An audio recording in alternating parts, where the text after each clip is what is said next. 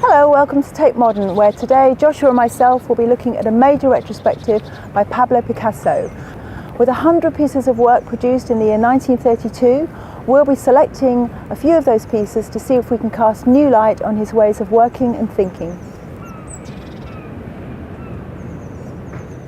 We're standing in front of a painting called Nude, Green Leaves and Bust from 1932, and it is Marie-Thérèse. It's an extraordinarily rich, intricate and quite disturbing painting actually. You have the model down at the bottom of the picture plane, sort of bisected by these two black marks, these two ribbons in a way.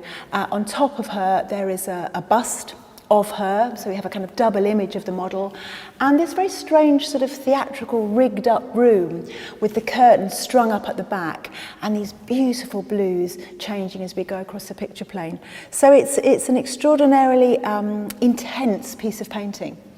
This painting, of all the works in the show, I think really illustrates this extraordinary sort of passion that Picasso has for this young woman, of the sort of frustrations he feels because of course it's illicit, he's still married, but nevertheless he is a middle-aged man who is besotted, madly in love and full of desire for this young woman. He doesn't model her from life, but carries this very strong sort of idea of her presence, of her voluptuous, sensual body.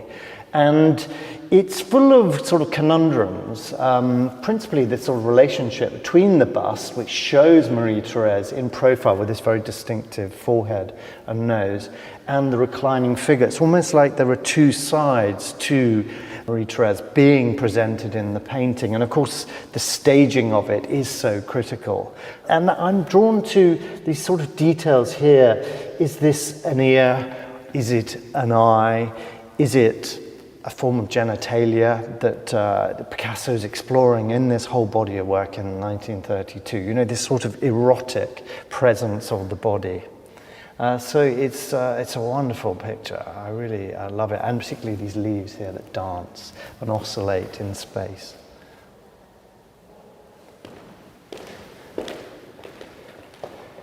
This painting is titled Girl Before a Mirror. And again, it's a very important and significant work in the exhibition. We see a woman on the left who is less physically close to Marie-Thérèse than the first picture. But we have that idea, that archetype of woman on the left side of the painting. And she's looking at this mirror in an oval frame on the right. So you get this duality. The painting is divided down the center, isn't it? And you would expect to see a direct reflection of her face, of her physical features, but it's very sort of murky, isn't it? It's very sort of Freudian, I think, this painting. And I'm drawn to this sort of area here. This looks very kind of masculine. Rather than a sort of feminine doubling of her body. So it becomes, I think, a kind of representation of man and woman, as if it's an expression of his relationship with Marie-Thérèse. It's a complicated painting, isn't it? It refers to a Manet painting, and it of course refers to a whole tradition of vanitas paintings, the idea of youth passing, the idea of vanity, of women looking into mirrors, as a whole European tradition of that. And like you, I'm drawn to the face. On one side it's very plain and youthful, on the other side it seems very kind of highly made up, lots of kind of paint on the face in a way. So is it about a face you present to the world and a private face?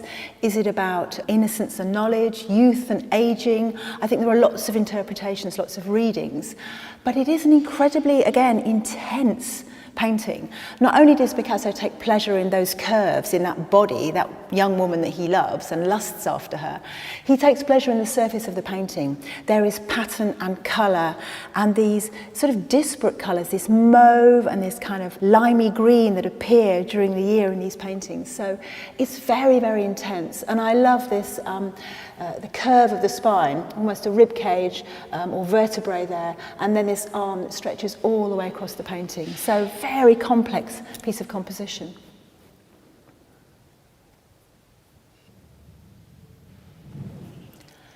Here we have a painting called Rest from 1932. Possibly it's about Picasso's unsuccessful or failing relationship with his wife Olga. All the time that he has a relationship with Marie-Thérèse, he's still married to Olga, they have a young child. The beginning of this relationship with Marie-Thérèse is in secret, and it's a very difficult time for Picasso and for his family. This year, 1932, he's hit 50, and I think he's trying to keep his work relevant, to keep it contemporary, to keep on pushing. And this painting is aggressive for me, actually. I find it a very disturbing painting. He has pushed the female body just about as far as you can push it and still make it recognisable. This very, very fierce face with the sort of misplaced features and the spike-like hair coming off the back of the skull. And all of this placed in a very sort of conventional, boring, sort of ochre, umber interior. This is the female body as an insect, and it's disturbing. He elongates the body until she becomes sort of multi-armed, multi-limbed, and I'm drawn to the mouth and the exposure of the teeth, a sort of recurring trope of the surrealists. That idea of woman as an object of desire, but also of fear. And there are intriguing sort of details whereby he does this sort of doubling, which again is very sort of influenced by the surrealists, whereby the hair on the back of the head also becomes like eyelashes on an eye here, where the breast doubles as an iris. So they are full of games inside the painting. But I think fundamentally, this is an illustration of deep ambivalence towards the object of desire, the sort of potential partner or mate. And, you know, it's very different from his representations of Marie-Thérèse in the exhibition. This painting, Three Dancers, is, I think, justifiably well known. It's made in 1925, and it is these three figures locked into this erotic, macabre dance in this incredibly claustrophobic space. They are attached to each other. There's a central figure. They're inside a domestic space with sort of doors opening onto the sea, onto the sky, incredibly patterned surface.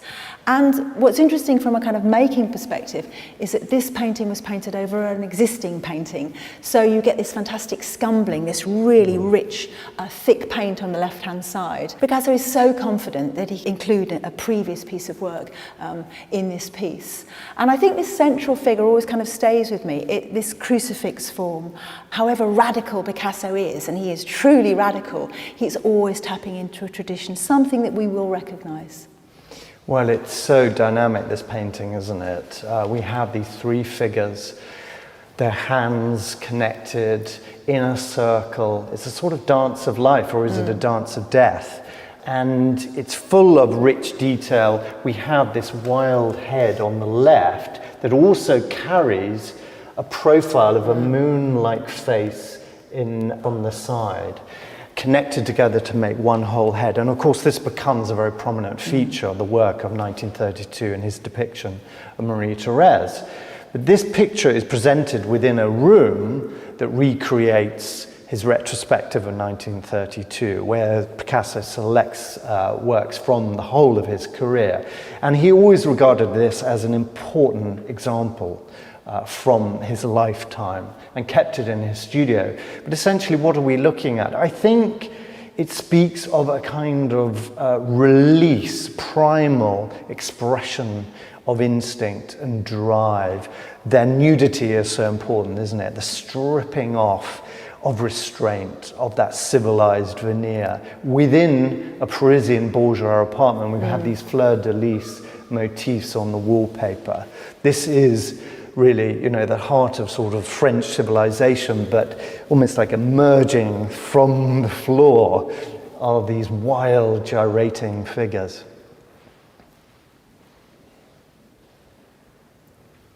This ink drawing is part of a series that Picasso makes in September at Bois-Geloup, his Normandy house. And they are fascinating. I think these are some of the highlights of the show. They're really stunning and intriguing. And he's inspired by the Isenheim altarpiece by Matthias Grunwald, a medieval painter. And the altarpiece resides in Colmar in Alsace. And what we have here is Picasso's deconstruction of the traditional scene of the crucifixion of Jesus on the cross and his followers and disciples. And what we're looking at here are a set of forms, really sort of elemental forms that resemble bones, this sort of anatomy of the body that he arranges across this backdrop. And we have to kind of imaginatively try and sort of reassemble them together to make sense of the narrative. I think I totally agree with you. I think it's absolutely beautiful and fascinating. And fascinating in that Picasso can go from amazingly erotic paintings of his young lover to religious altarpieces within the same year. He can flip between these two subjects. They are incredible bits of draftsmanship. And you're right, he takes all the pieces apart in a really cubist way. But they look very surreal. They look very surrealist. These, although he never belonged to any group or wanted to be closely associated with Breton's group, they definitely have a surrealist feel about them. And they're very beautiful and they're very disturbing. You have to figure them out. But I think it just goes back to Picasso pushing, even these hugely respected subjects that he approaches. And he approaches very traditional subjects, really, still lifes, nudes, religious pieces. He feels he can push them just about as far as you can go. So I think this is a fascinating glimpse into Picasso. Picasso is somebody we think we know so well. There have been numerous exhibitions. I think to look at one year, 1932, this pivotal year, this amazingly creative year, is very useful. I do think also it is fascinating to see this exhibition at this time politically. We're very much thinking about women's rights again, our place in the workplace, our place in the world. And to look at Picasso and his amazing innovation in painting and his frankly appalling attitude to the women in his life is quite difficult and it's quite interesting. And I think it's a good time to be looking at Picasso.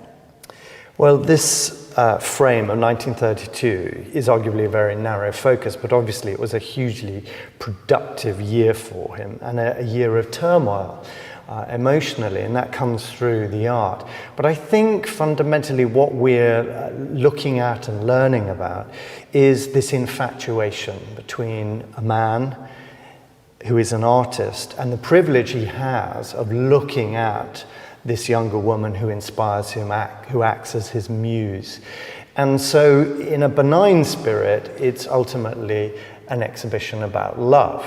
But I hear what you're saying, and it is problematic because historically most artists have been men, and their subject has usually been that of a woman, a naked woman, a passive woman.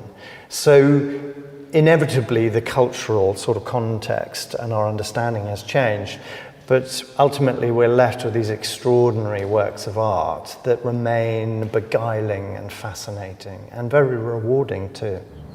Thank you for watching this film about Picasso 1932 at Tate Modern on the Art channel. Please give the film a thumbs up. You can also subscribe to the channel and follow us on social media on Twitter, Instagram and on Facebook.